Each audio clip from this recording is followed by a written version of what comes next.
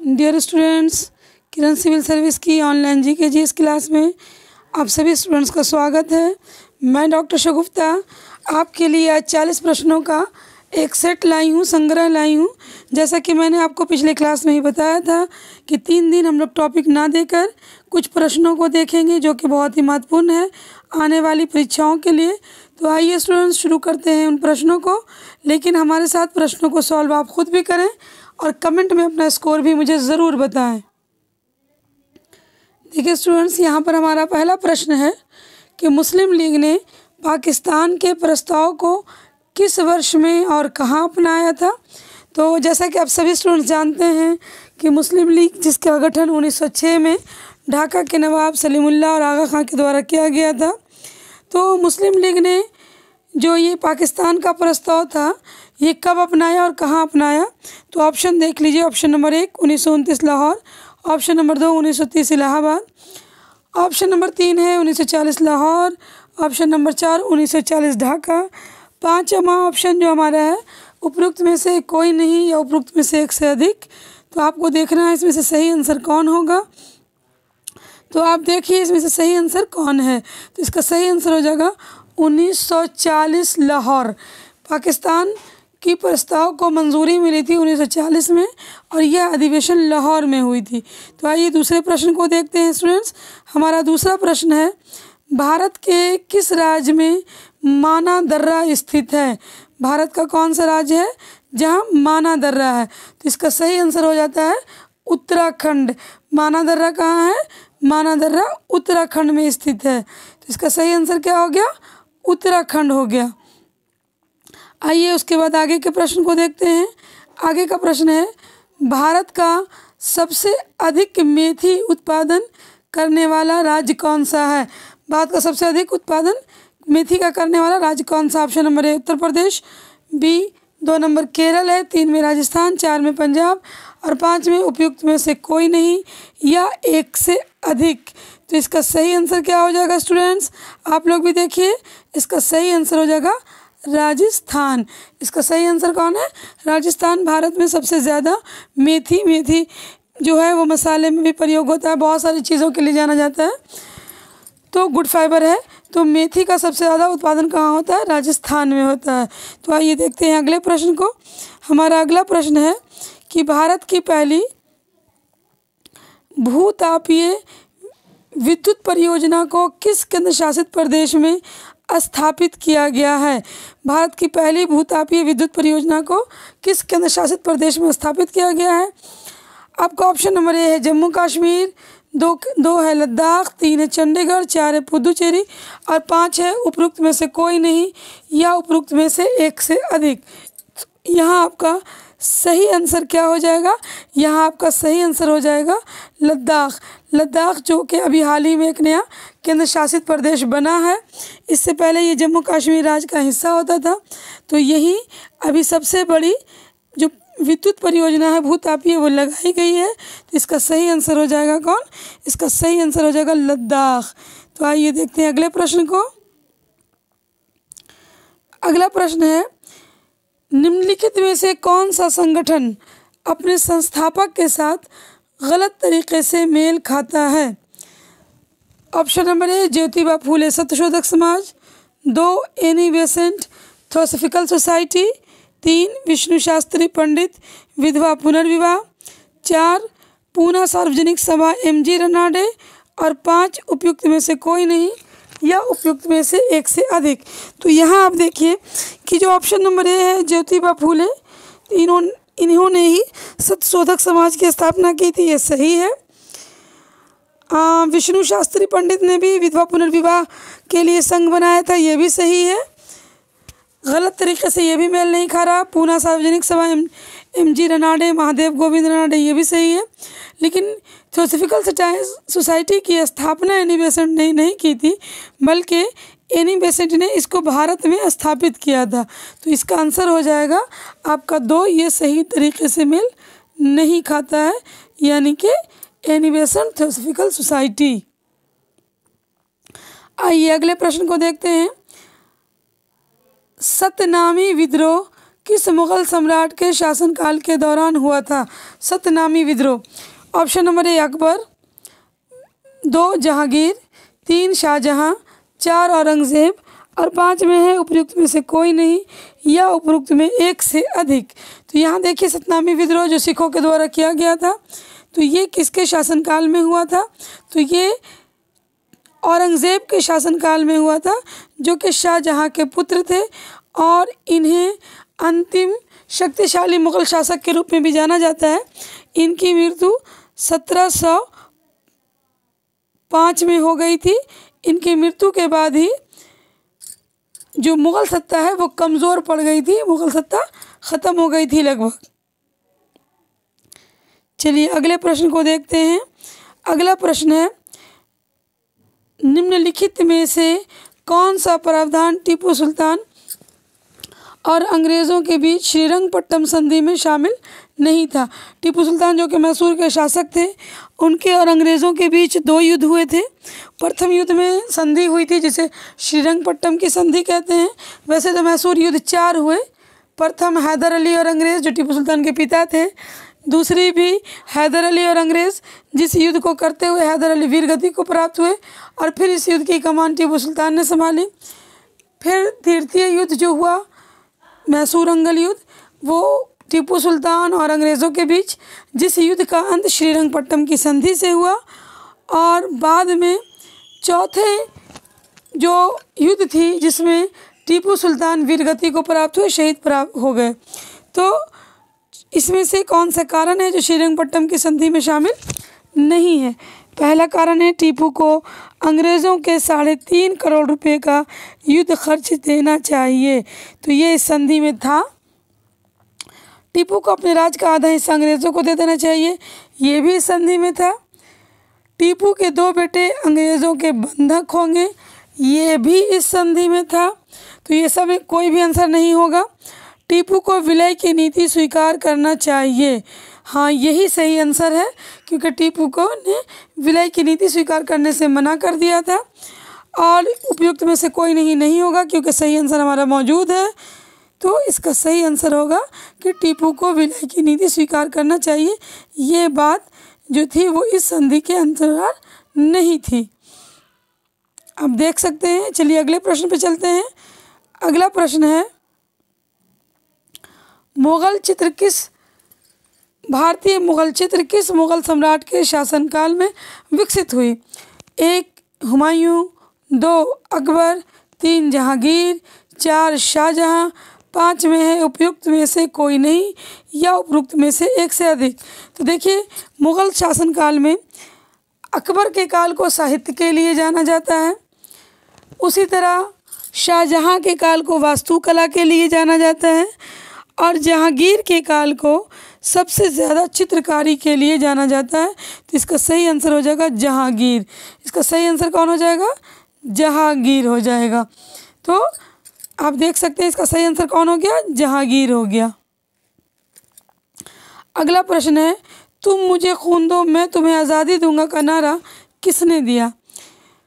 Option 1 Jawaharlal Nehru, 2 Mahatma Gandhi, 3 Subhash Chandra Bose, 4 बाल गंगाधर तिलक, 5 में इनमें से कोई नहीं या एक से अधिक। तो इसका सही आंसर हो जाएगा सुभाष चंद्र बोस। ये सुभाष चंद्र बोस ने दिया था।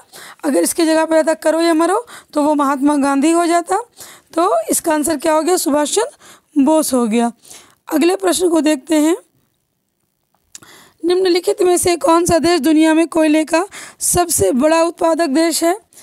ऑप्शन नंबर 1 है रूस, 2 है चीन, 3 भारत, 4 अमेरिका, 5 इनमें से कोई नहीं और उपयुक्त में से एक से अधिक। तो आप देखिए कोयले का सबसे बड़ा उत्पादक देश कौन है? आप एक नज़र डालिए।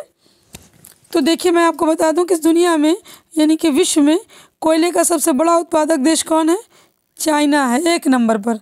1 पर चाइना, 2 पर अमेरिका और 3 पर है भारत। तो इसका सही आंसर हो जाएगा चीन, यानी कि ऑप्शन नंबर 2। चलिए नेक्स्ट प्रश्न को देखते हैं। शैल चित्रकला की खोज भारत में सर्वप्रथम किसके द्वारा की गई?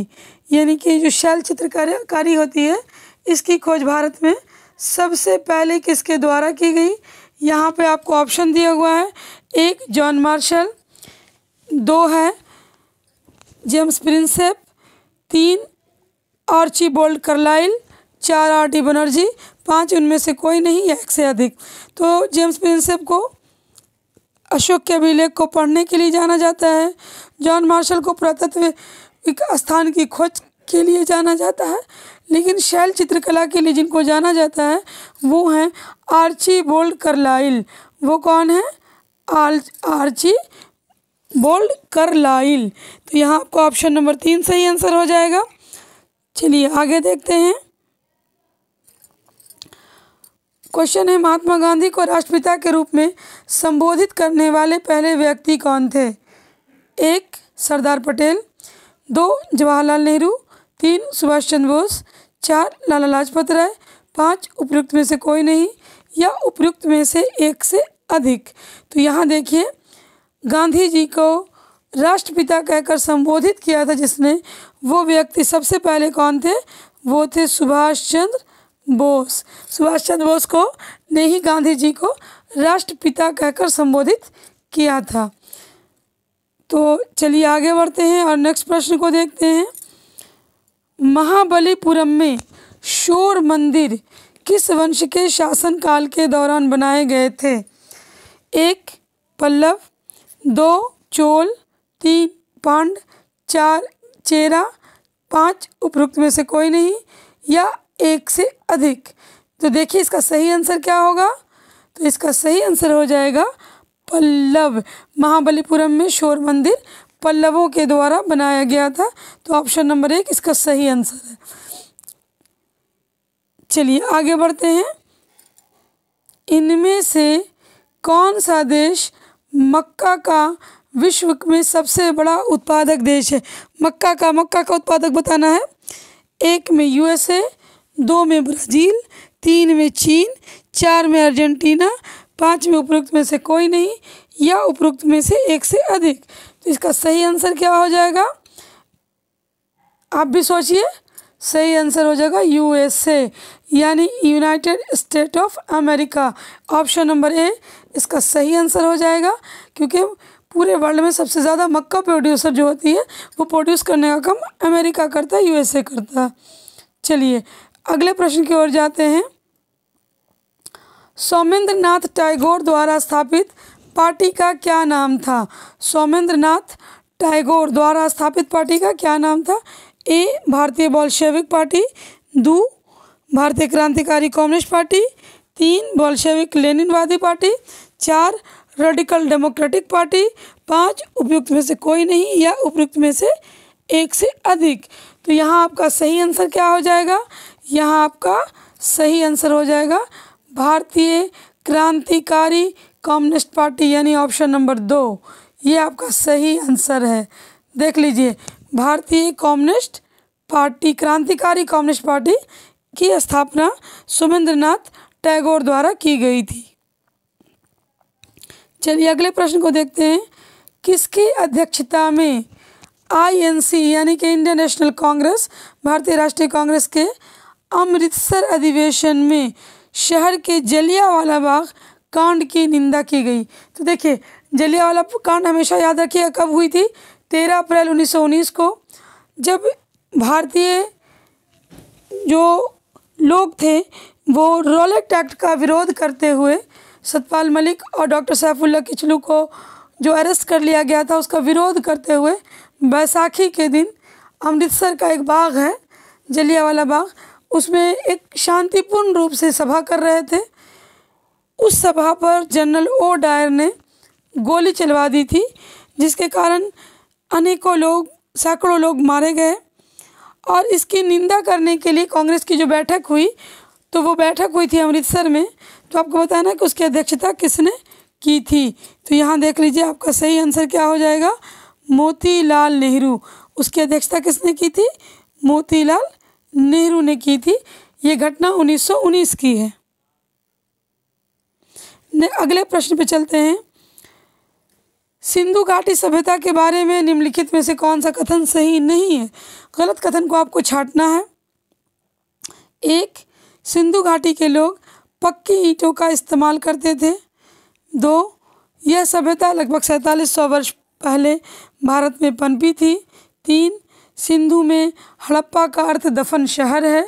4, यह सैकड़ों वर्गाकार मोहरों की खोज की गई थी। 5, उपयुक्त में से कोई नहीं या उपयुक्त में से एक से अधिक। तो आपका सही आंसर क्या हो जाएगा? देखिए, पक्की ईंट का प्रयोग भी हुआ था, ये भी सही है। 4700 वर्ष पहले ये सभ्यता पनपी थी, ये भी सही है। हड़प्पा, सिंध में हड़प्पा का अर्थ होता है दफन शहर, ये भी सही है। तो ये तीनों सही है, तो हमको गलत छांटना था, तो गलत कौन हो जाएगा? इसका सही आंसर हो जाएगा 4। यहाँ सैकड़ों वर्गाकार मोहरों की खोज हुई है, ये गलत है, तो यही आपका सही आंसर हो जाएगा। चलिए अगले प्रश्न को देखते हैं। भारतीय गौरव के अंतिम सूर्य के रूप में किसे जाना जाता है? यानी भारतीय गौरव का अंतिम सूर्य किसे कहा जाता है? 1, शिवाजी। 2, पृथ्वीराज चौहान। 3, राणा प्रताप। 4, हेमचंद्र विक्रमादित्य हेमू। 5, उपयुक्त में से कोई नहीं या उपयुक्त में से एक से अधिक। तो यहाँ आपका सही आंसर क्या हो जाएगा? देखिए दिमाग लगाइए आप लोग। इसका सही आंसर हो जाएगा हेमचंद्र विक्रमादित्य हेमू। इसका सही आंसर कौन हो जाएगा? हेमचंद्र विक्रमादित्य हेमू।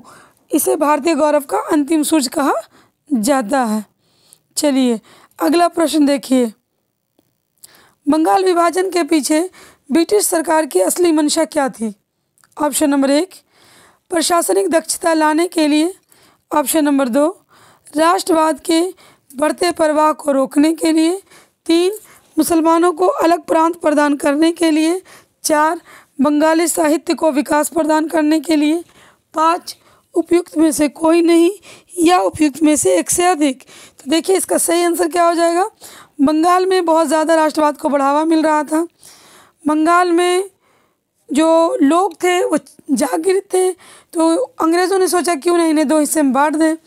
ये जब बढ़ जाएंगे तो इनकी शक्ति टूट जाएगी और ये सही से काम नहीं कर पाएंगे। तो इसका आंसर हो जाएगा राष्ट्रवाद के बढ़ते प्रवाह को रोकने के लिए, यानी कि ऑप्शन नंबर 2 इसका करेक्ट आंसर है। तो चलिए आगे बढ़ते हैं। अगला प्रश्न है हमारा, राज्य सचिव का कार्यालय निम्नलिखित में से किस अधिनियम के तहत बनाया गया? 1, भारत सरकार अधिनियम 1858। 2, भारत सरकार अधिनियम 1909। 3, भारत सरकार अधिनियम 1919। 4, भारत सरकार अधिनियम 1935। 5, उपयुक्त में से कोई नहीं या एक से अधिक। तो देखिए इसका आपका सही उत्तर क्या हो जाएगा? जब 1857 का विद्रोह हुआ, विद्रोह के बाद 1858 में भारत शासन अधिनियम आया। जब भारतीय सत्ता को महारानी ने अपने हाथों में लिया, तो क्राउन की सत्ता के तहत जब भारत आया तो अब 1858 में एक पद बनाया गया भारत सचिव का। तो इसका सही आंसर हो जाएगा भारत शासन सरकार अधिनियम 1858।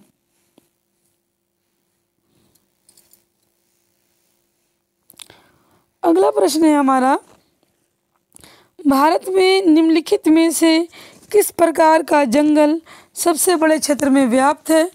1, उष्णकटिबंधीय गीला सदाबहार। 2, उष्णकटिबंधीय नम पर्णपाती। 3, माउंटेन गीला समशीतोष्ण। 4, उष्णकटिबंधीय शुष्क पर्णपाती।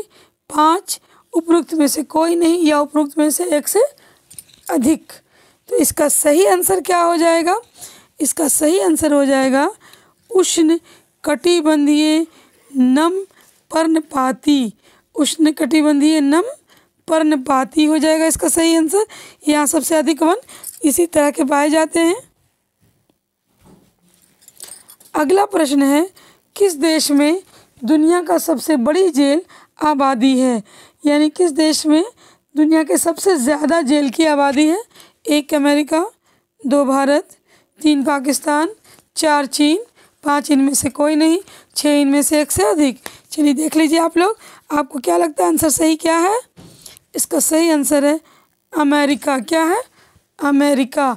दुनिया की सबसे बड़ी जेल आबादी अमेरिका में है।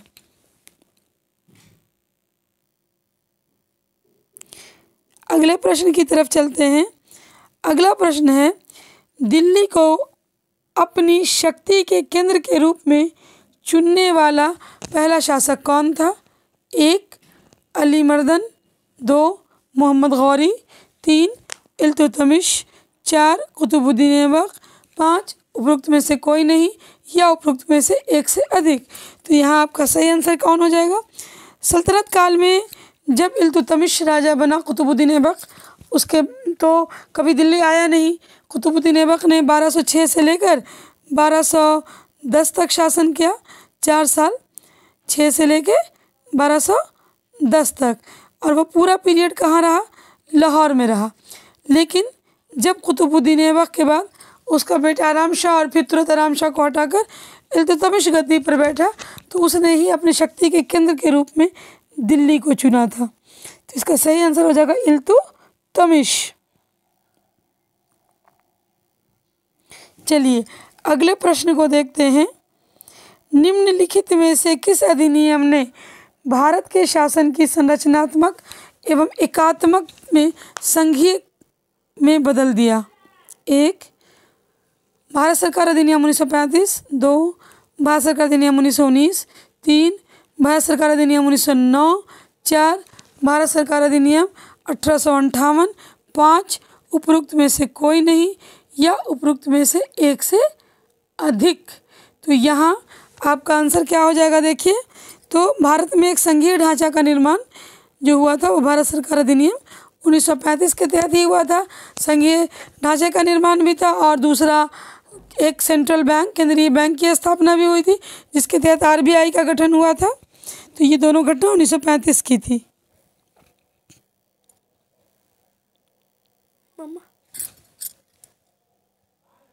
हमारा अगला प्रश्न है, एशिया की सबसे बड़ी नदी कौन सी है? एशिया की सबसे बड़ी नदी कौन सी है? तो ऑप्शन 1 है यांगत्जे, 2 येनसी, 3 सिंधु, 4 में है मेकांग, 5 इनमें से कोई नहीं, 6 एक से अधिक हो सकता है। तो आप देखिए एशिया की सबसे बड़ी नदी कौन है? यांगत्जे। कौन सी नदी है? यांगत्जे है। तो एशिया की सबसे बड़ी नदी कौन है? यांगत्जे। लेकिन भारत की बात की जाए तो भारत की सबसे बड़ी नदी गंगा है। गंगा की लंबाई कुल कितनी है? 2525 किलोमीटर। चलिए अगले प्रश्न की ओर चलते हैं।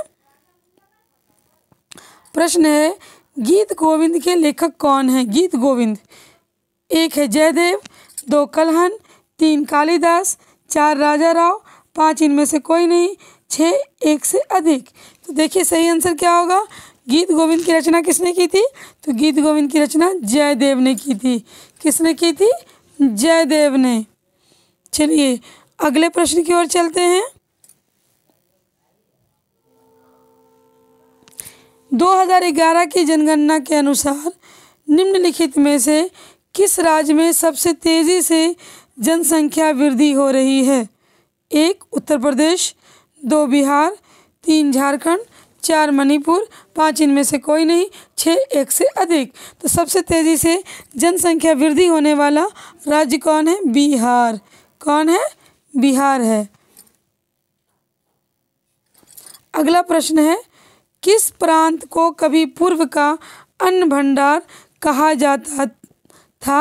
अस्थाई बंदोबस्त द्वारा बंजर बना दिया गया था। यानी कि पहले पूर्व का अन्न भंडार कहा जाता था, लेकिन जब से अस्थाई बंदोबस्ती लागू हुई तो ये पूर्णतः बंजर हो गया।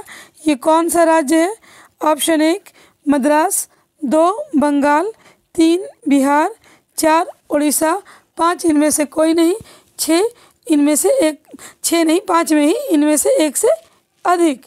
तो अस्थाई बंदोबस्ती के द्वारा जो राज्य पूरी तरह बर्बाद हो गया था वो था बंगाल। तो और बंगाल को ही पूर्व का अन्न भंडार कहा जाता था। तो इसका सही आंसर कौन हो जाएगा? बंगाल। नेक्स्ट क्वेश्चन पे चलते हैं। आत्म सम्मान आंदोलन का विचार का समर्थन किसने किया था? आत्मसम्मान आंदोलन जो चलाया गया था, इसमें पूछ रहा है आत्मसम्मान और जस्टिस आंदोलन, ये दोनों आंदोलन जो हैं एक ही स्टेट से संबंधित हैं, तमिलनाडु से। तो यहाँ पूछ रहा है कि इसका विचार का समर्थन किसने किया था। 1 बाल गंगाधर तिलक, ऑप्शन नंबर 2 है राजा राम मोहन राय, 3 पेरियार संत और 4 पंडित रमाबाई, 5 इनमें से कोई नहीं, 6 इनमें से एक से अधिक। तो आपका सही आंसर क्या हो जाएगा? देखिए, आत्मसम्मान आंदोलन का सही आंसर हो जाएगा पेरियार। इन्हें पेरियार संत के नाम से भी जाना जाता है। चलिए अगला प्रश्न देखते हैं। जब एज ऑफ कंसेंट अधिनियम पारित किया गया तब वायसराय कौन थे? ये विवाह की आयु तय की गई थी। Lord Northbrook, Lord Lansdowne, Lord Irwin, Lord William Bentinck, इनमें से कोई नहीं या इनमें से एक से अधिक। देख लीजिए सही आंसर क्या होगा, फटाक से बताते जाइए आप लोग भी। तो सही आंसर हो जाएगा लॉर्ड लैंसडॉन, यानी ऑप्शन नंबर 2।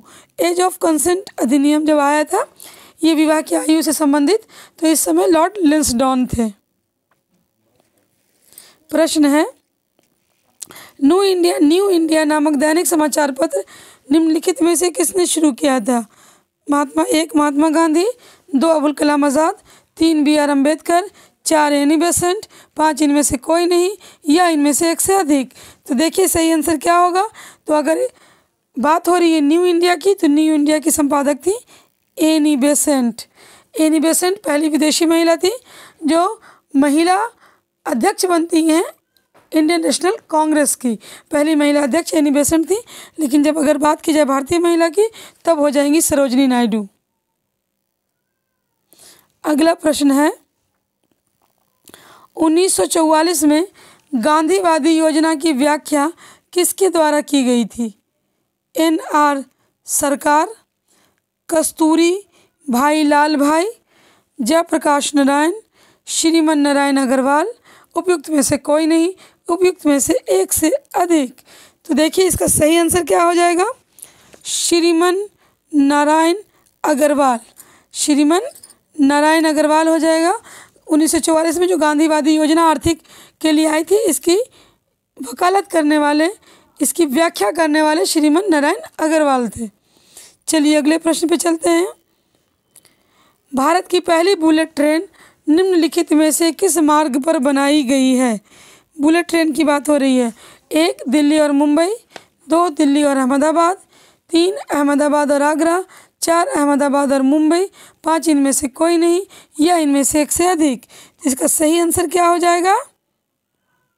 इसका सही आंसर हो जाएगा अहमदाबाद और आगरा। ये ट्रेन का जो रूट बन रहा है, नहीं अहमदाबाद और आगरा नहीं होगा, अहमदाबाद और मुंबई होगा। कंफ्यूज हो गई थी मैं, अहमदाबाद और मुंबई। तो सही आंसर कौन हो जाएगा? अहमदाबाद और मुंबई। चलिए अगले प्रश्न को देखते हैं। हमारा 34 प्रश्न हो चुका है। आज मैं आपके साथ 40 प्रश्नों को सॉल्व करूंगी। पानीपत की तीसरी लड़ाई में मराठों को किसके द्वारा पराजित किया गया था? 1 मुगल, 2 रोहिल्ला, 3 अंग्रेज, 4 अफगान, 5 इनमें से कोई नहीं या इनमें से एक से अधिक। तो देख लीजिए, जो पानीपत की तीसरी लड़ाई थी, ये मराठों और अफगानों के बीच हुई थी। पहली हुई थी बाबर और इब्राहिम लोदी के बीच, दूसरी हुई थी अकबर और हेमू के बीच, और तीसरी हुई थी मराठा और अफगान के बीच।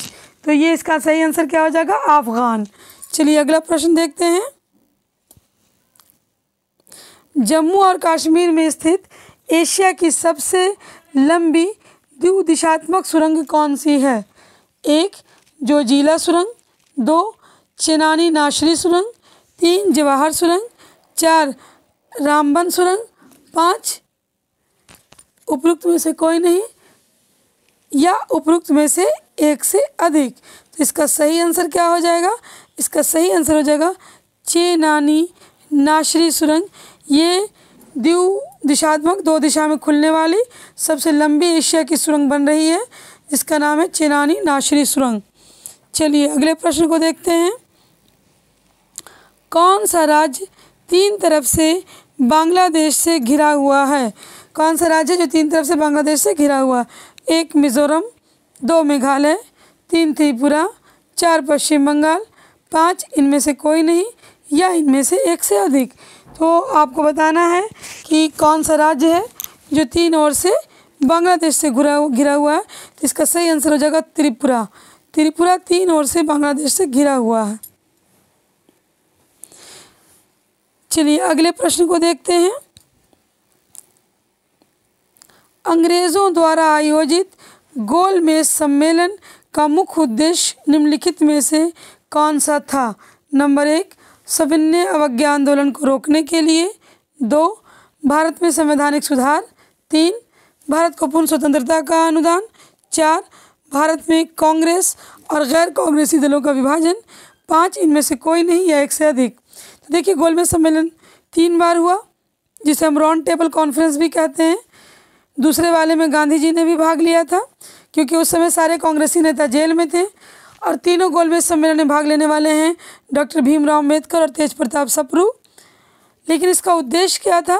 भारत में संवैधानिक सुधार, यानी कि ऑप्शन नंबर 2, भारत में संवैधानिक सुधार। चलिए अगले प्रश्न को देखते हैं। खिलाफत आंदोलन प्रारंभ करने का मुख्य कारण क्या था? खिलाफत मूवमेंट का 1, बंगाल विभाजन पर सरकार के निर्णय के पुनर्विचार के विरोध असंतोष दिखाना। 2, विधायिका और कार्यपालिका में मुसलमानों के अधिक राजनीतिक प्रतिनिधित्व की मांग। 3, ब्रिटेन द्वारा ओटोमन साम्राज्य के साथ हुए व्यवहार के विरुद्ध विरोध। और 4 था भारतीय मुसलमानों के साथ हो रहे भेदभाव के विरुद्ध आंदोलन। और 5 इनमें से कोई नहीं या एक से अधिक। तो नहीं, खिलाफत आंदोलन जो था वो तुर्की, यानी कि जो ओटोमन साम्राज्य था तुर्की में, उस्मानी साम्राज्य, उसके खलीफा को अपदस्थ करके अंग्रेज़ों द्वारा उनके परिवार को अलग अलग कंट्री में स्थापित कर दिया गया था, उसी के विरोध में शुरू हुआ था। तो इसका आंसर हो जाएगा 3, ब्रिटेन द्वारा ओटोमन साम्राज्य, ये तुर्की का साम्राज्य था, के साथ हुए व्यवहार के विरुद्ध विद्रोह था। चलिए अगला प्रश्न देखते हैं। भारत के किस राज्य की सीमा नेपाल, भूटान और चीन 3 देशों के साथ मिलती है? 1, अरुणाचल प्रदेश। 2, मेघालय। 3, पश्चिम बंगाल। 4, सिक्किम। 5 इनमें से कोई नहीं या एक से अधिक। तो भारत में 3 देश से संपर्क, इनमें से नेपाल, भूटान और चीन की अगर बात करें तो वो है किसका? वो है सिक्किम का। वो किसका है? सिक्किम का है, क्योंकि सिक्किम नेपाल, भूटान और चाइना तीनों देश से मिलती है। तो इसका सही आंसर कौन हो जाएगा? सिक्किम। चलिए अगला प्रश्न है, निम्नलिखित में से कौन संविधान के मूल ढांचे का सिद्धांत नहीं है? यानी कि इनमें से कौन है जो संविधान के मूल ढांचे का सिद्धांत नहीं है? 1, शक्तियों के पृथक्करण का सिद्धांत। 2, स्वतंत्र और निष्पक्ष चुनाव का सिद्धांत। 3, कल्याणकारी राज्य। 4, सरकार का शासन। 5 इनमें से कोई नहीं या एक से अधिक। तो संविधान के मूल ढांचा में कौन नहीं आता है?